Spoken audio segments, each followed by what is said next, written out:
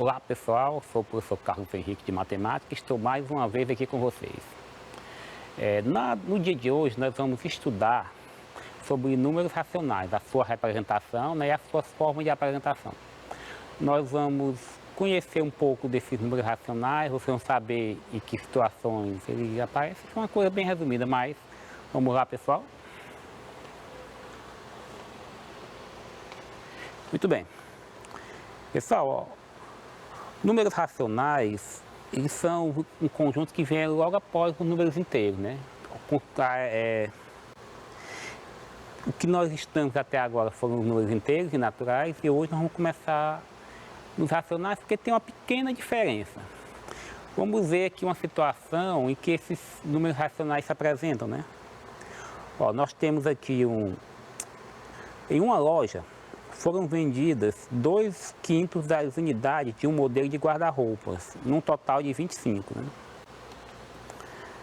A seguir, temos a dimensão do produto. Né? Aí eu falo na altura, que é 2,08 metros, né? A largura tem 1,89 metros, a profundidade, que são 56 centímetros, né? E o peso, que é 123,5 quilos. Aqui nessa situação, nessa ilustração, tem uma série de números, né? Você vê 2/5, vê 25, tem 2,08, 56 centímetros. Aí. Vamos ver o que é que nós temos mais aqui, ó. Nesse atual contexto de pandemia, né? A vacinação é um dos pontos mais debatidos no dia a dia, né? Aí aqui, ó, eu pesquisando sobre a vacinação, encontrei esses dados, que eu fiz esse acesso na data de 22 de junho de 2001, ou 2021. Olha, 874.529 pessoas foram vacinadas com a primeira dose. E esse total equivale a 26,65% da população do estado do Piauí. Né? E 318.427 pessoas foram vacinadas com a segunda dose e equivale a 9,7% da população do estado. E vejam que aqui nós temos também alguns números que surgiram, né? Tem o total de vacinados, tem o total de vacinados só com a primeira dose, só com a segunda, né? E tem também o percentual da população, total da população de cada uma das situações, né? Aí vejam só, esses números que apareceram aí, ó, sobre o 25, né, do total de guarda-roupas vendidos, o 56, que era a profundidade do guarda-roupa, né, 56 centímetros, 874.529 e 318.427, eles são números inteiros. Veja bem, são números que nós já utilizamos no dia a dia, né? Que nós já falamos muito durante as nossas últimas aulas. Cada um desses números, ele foi aplicado numa situação diferente, né? No caso o 56, ele foi aplicado numa medida, né? O 874.529 e o 308.000 aqui, do lado, eles foram aplicados na contagem de quantidade de pessoas vacinadas.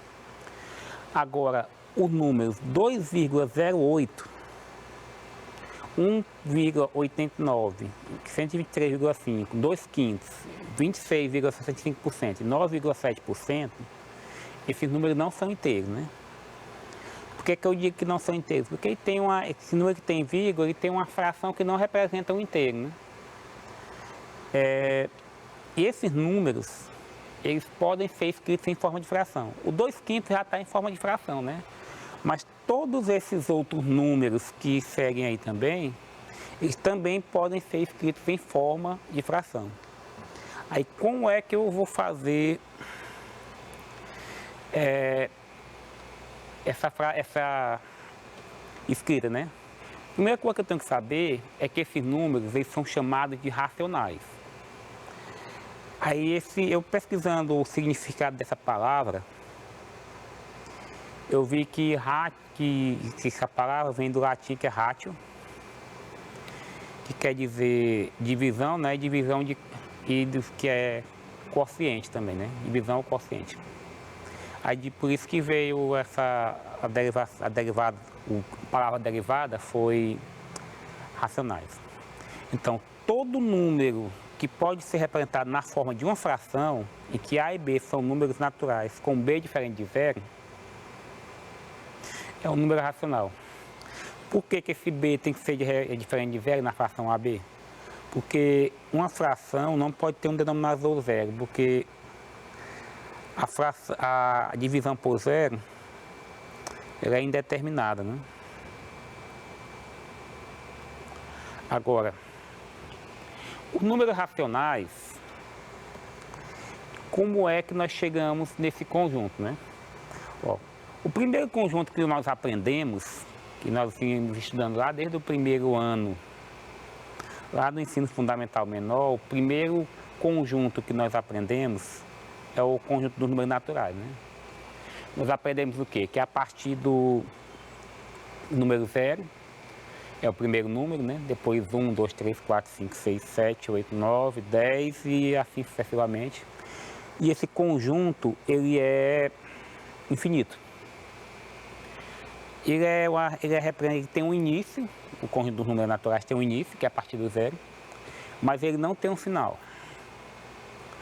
Mas só que a gente fazia eram utilizadas várias operações, mas só que chegou um ponto que esse conjunto ele não poderia mais representar tudo que você precisava fazer, né? Aí a partir dessa situação, como por exemplo, numa situação de uma compra, né? Se você ficasse devendo, não haveria um número para você representar essa situação. Então a partir daí foi criado o conjunto Z, né? Que é o conjunto dos números inteiros. Os números inteiros são compostos pelos números naturais, que é os números que ditos que na linguagem dos números inteiros é chamado de positivo, dentro do conjunto dos números inteiros. Os números negativos, que aqui eu representei alguns, né? Menos 1, menos 4, menos 15. Mas eu posso existir menos 1000, menos 3000. Qualquer número que eu coloque aqui como sendo natural, eu vou ter um natural positivo, eu tenho um equivalente dele no conjunto dos números inteiros, como sendo negativo. Por exemplo, se eu colocasse aqui o número 4525, por exemplo, positivo, eu também tenho um conjunto de número negativo, né, dele, que seria o menos 4525. E esse conjunto dos números inteiros, ele é infinito, tanto do lado dos números positivos, como também do lado dos números negativos. Ou seja, ele não tem um início e também não tem um fim. Professor, nos números naturais, o zero, ele é o início do conjunto, né? E no conjunto dos números inteiros, na verdade, ele é tido como origem, vai tanto para o lado do positivo como para os negativos, mas só que ele não é o início nem o fim, ele é o meio do conjunto, né? Então, para os dois lados, ele cresce tanto para o lado positivo como para o lado negativo, né? Aí, uma observação que é interessante de fazer é que no conjunto dos números naturais, por exemplo, entre 1 e 2, não existe nenhum número. Assim como também se eu colocar aquele menos 3 e menos 2, por exemplo, entre menos 3 e menos 2 também não existe nenhum número. Mas só que a partir do conjunto dos números racionais, aí já começa a ser diferente. Por exemplo, se eu sei aqui que quais são os números racionais, né? Por exemplo, eu falei aqui para vocês que nos inteiros, entre 1 e 2, não tem nenhum número, né? Mas se eu for considerar o conjunto dos números racionais, entre 1 e 2 eu posso ter 1,1, 1,87, 1,999999 e assim seguindo infinitamente, né? entre um número inteiro e outro, eu não tenho nenhum número, mas entre um número racional e outro, eu posso ter infinitos números. Agora, o que é que eu tenho que lembrar aqui quando eu tratar de números racionais? Primeiro, todo número natural, ele é racional. Ó. Todo número inteiro, que eu até coloquei os dois dentro aqui do conjunto dos números racionais, todo número inteiro também é racional. Aí, além dos números naturais e dos inteiros, eu vou ter o que mais para representar como número racional? Eu vou ter o número decimais, que eu representei aqui apenas um, né, que é o menos 1,3. Mas se eu quisesse colocar aqui, por exemplo, 2,85, seria um número racional também. Eu posso botar do 3,4, o valor que eu quiser aí, representando o número racional, né? Eu tenho também as frações, que justamente uma das características desse conjunto é eles se transformarem em frações, né? Eu tenho as porcentagens, aqui eu representei apenas um, que eu coloquei 24%, mas pode ser qualquer outro valor também, não é? E aqui embaixo, eu tenho um 0,333, tem umas reticências, eu tenho as dízimas periódicas. Só lembrando a vocês que essas reticências aqui indicam que esse número é infinito. Por exemplo, se eu tivesse 1,222, por exemplo, eu tenho aqui 1,222. Esse número é infinito? Não. Ele é um número que tem 3 casas decimais. Mas se por acaso ele fosse apresentado com 3 reticências aqui, isso significaria que esse número é infinito, então ele passaria a ser uma dízima periódica, né? E as dízimas periódicas, elas são números racionais, certo? Outra coisa interessante também é você lembrar que além de existir os números racionais, existem alguns números que não são racionais, né? E eu posso apresentar para vocês essa dízima aqui. Veja só, tem 1,4254832 e segue infinitamente, né? Isso aqui é uma dízima, mas só que ela é uma dízima não periódica. Por que eu digo que ela é não periódica? Antes eu devia ter falado bem aqui, né? Mas só que as dízimas periódicas são as dízimas que se repetem, que algum número se repete infinitamente, né? Por exemplo, se eu tivesse aqui 1,4545, você observa aqui que o 4 e o 5 vai se repetindo indefinidamente, né?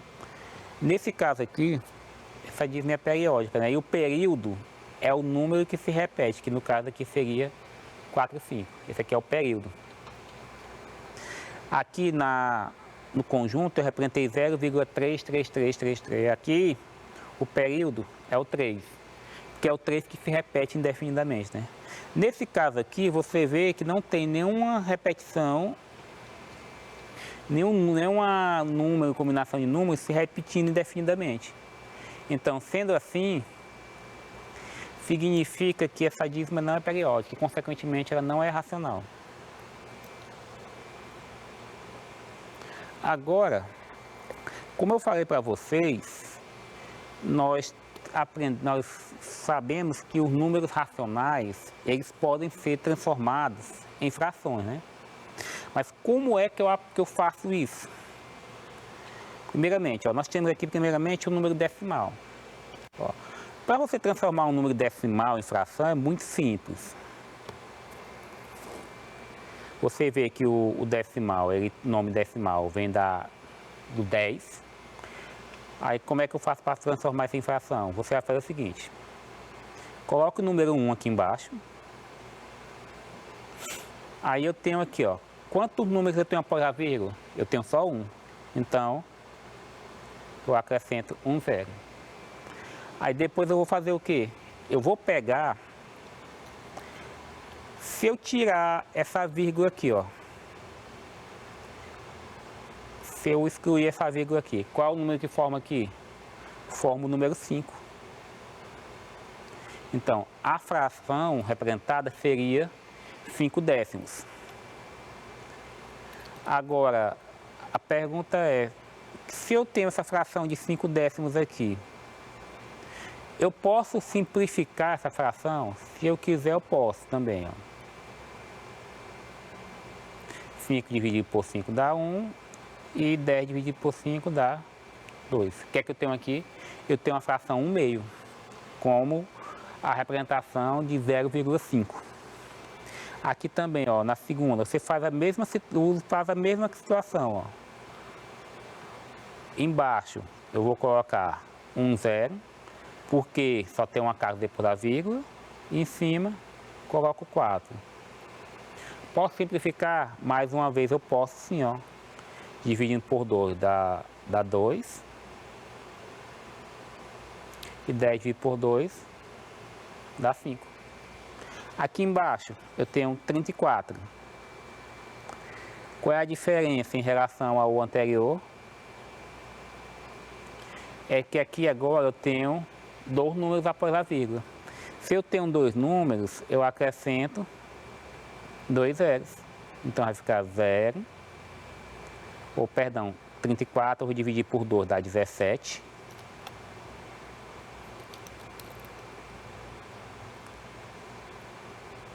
E o 100 dividido por 2 dá 50. Essa é a fração que representa o número decimal 0,34. Ó, nessa situação aqui, observe, né? Eu ilustrei essas situações para você ver que também pode ter mais números além do, assim, após a vírgula. Eu coloquei só 1 e 2, aqui eu tenho 3, né? 3 números após a vírgula. Ó, 1, 2, 3. Ó. Então eu vou colocar 1, 2, 3 zeros. Nessa aqui embaixo eu tenho quantos, ó? Também tenho 3 zeros, ó. Posso fazer a mesma coisa. E nesse último item, vamos ver quantos números eu tenho após a vírgula, ó. 1, 2, 3, 4. Então eu acrescentaria 4 zeros. Agora, o meu numerador, eu vou ter o quê? Aqui, excluindo tudo, só forma o 3. Aqui, em cima, excluindo a vírgula, forma 47. E aqui, excluindo a vírgula, forma só 1. Simples, né? Agora, se eu quiser transformar de fração para decimal, eu vou fazer o quê? De fração para decimal, ela é um pouco mais trabalhoso, né? Mas também não deixa de ser simples. Você vai fazer o quê? Você vai dividir o numerador pelo denominador. Eu tenho aqui na primeira fração, eu tenho 2 e 5, né? Então eu vou dividir 2 para 5. Como eu não posso dividir o 2 por 5, que ele é menor do que o 5, eu vou acrescentar um zero aqui com a vírgula e vou acrescentar aqui um zero que forma 20. Quanto é 20 dividido para 5? 4. Então aqui seria 0,4. Aqui sobraria 0, né? 4 vezes 5 são 20, sobra 0. Aqui, no segundo item, eu tenho 5 que eu vou dividir para 8. Mais uma vez, como é menor, acrescento 0 no quociente e 0 aqui. 50 dividido para 8 é quanto? Você multiplicando 6 vezes 8 dá 48, então dá 6. 6 vezes 8 dá 48, sobra 2. Aí 2 é menor do que 8, continua acrescentando 0. Ó, 20 dividido para 8 dá 2. 2 vezes 8 dá 16, para 20 são 4. Acrescentando 0 dá 40. Que 40 dividido por 8 dá 5. 5 vezes 8 são 40, sobra 0. Então aqui, ó, é 0,625. 5. Agora, no terceiro item, eu tenho 7 dividido para 8. Posso fazer a mesma coisa. 0 e 0 aqui. 70 dividido para 8 seria 8. 8 vezes 8 são 64. Para 70 sobra 6, né? Acrescento o 0, que aqui vai dar 7. 7 vezes 8 são 56, sobra 4, né? E acrescentando o 0, dá 40. Então, 40 dividido por 8 dá 5. E sobra 0. Então, transformando fração para decimal, nós temos 0,875.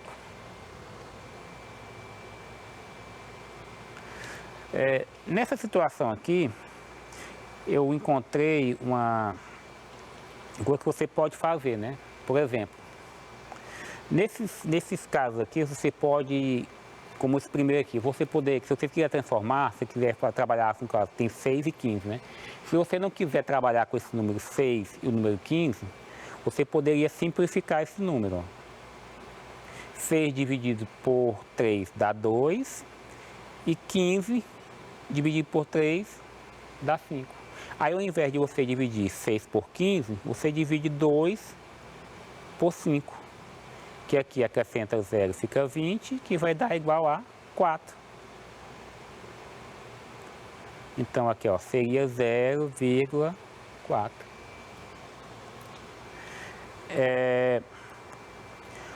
Outra coisa também, uma coisa bem interessante, é o que nós temos aqui no último item, né? Nós temos o quê? Nós temos 0, tanto em cima como embaixo. Ó. Então, se eu tenho 2 zeros em cima e 2 zeros no denominador, eu posso só cortar, acabou. Ficou o quê? 1 para 4. Se você fizer a conta aí, você vai encontrar o valor 0,25. E o 8 sobre 25 também tem uma situação interessante, né? Por exemplo, como nós estávamos fazendo ali agora há pouco, a gente estava trazendo transformação com o denominador 100 também, né? Ó, e eu observo aqui que se eu multiplicar 25 por 4, eu vou obter 100, né? Então, se eu multipliquei por 4, então eu vou multiplicar por 4 aqui também o numerador. Então, 8 vezes 4 dá 32. Então, você vendo dessa forma aqui, fica bem mais fácil para você resolver. Porque a gente já está sabendo que 32 sobre 100 é a mesma coisa de 0,32. Vocês estão vendo como facilita bastante? Porque quando você tem um denominador 100, é só você contar a quantidade de casas e fazer fazer a conversão para o número decimal.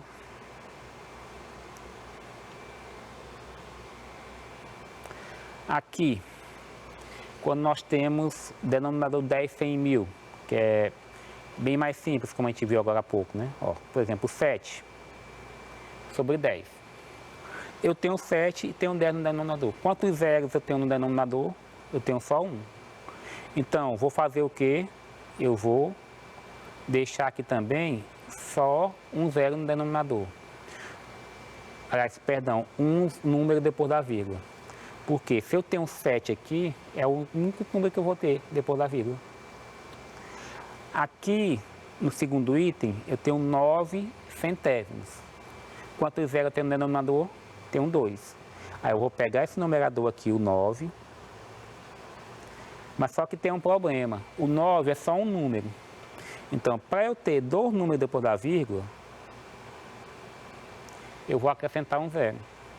E como aqui não tem mais nada, eu completo com zero. No último item, nós temos o quê? 385 milésimos. Eu vou colocar 385. Aí, como eu tenho 3 zeros, vai ser 3 números depois da vírgula. Aí, como não tem mais nada, eu completo com zero. Qual é a situação que poderia acontecer a mais aqui?